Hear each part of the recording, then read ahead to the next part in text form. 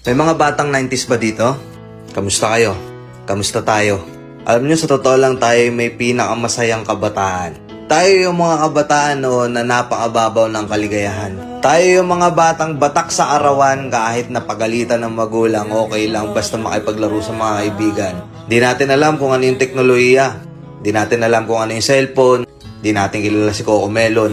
Kontento na tayo sa mga laruan natin at sa kung ano yung meron. Tayo yung mga batang halos makompleto natin lahat ng laruan sa Jollibee at McDo. Bumibili tayo ng tig-pipisong laruan baka sakaling may laruan doon sa loob.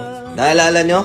Noong mga panahon, naghahanap pa tayo ng gagamba kung saan-saan. Naghahanap tayo ng mga sanga ng puno para makipaglaro ng baril-barilan. Kukuha tayo ng gulong sa tabi-tabi tapos pagugulungin lang natin kung saan-saan. Mabibwisit tayo kapag hindi tayo pinayagan ng magulang natin makipaglaro sa mga kaibigan natin sa ulanan. Tayo yata yung mga huling batch ng mga bata na nakikipaglaro pa ng tagu-taguan. Sa totoo lang, di ba? Real talk. Tayo yung mga simpleng batch ng mga bata. Tayo yung mga batang napakasimple lang ng kaligayahan. Pero yung mga batang yun ngayon, nagsilakihan na. Nandito na tayo sa tunay na hamon ng buhay. Yung struggle natin, ibang-iba. Pero magtataka ka, yung mga bata ngayon, iba na rin sila. Yung mga bata ngayon, feeling nila mas magaling pa sila sa magulang nila. Yung mga bata ngayon, nagre-rebelde agad kapag hindi na pagbigyan yung mga simpleng gusto nila.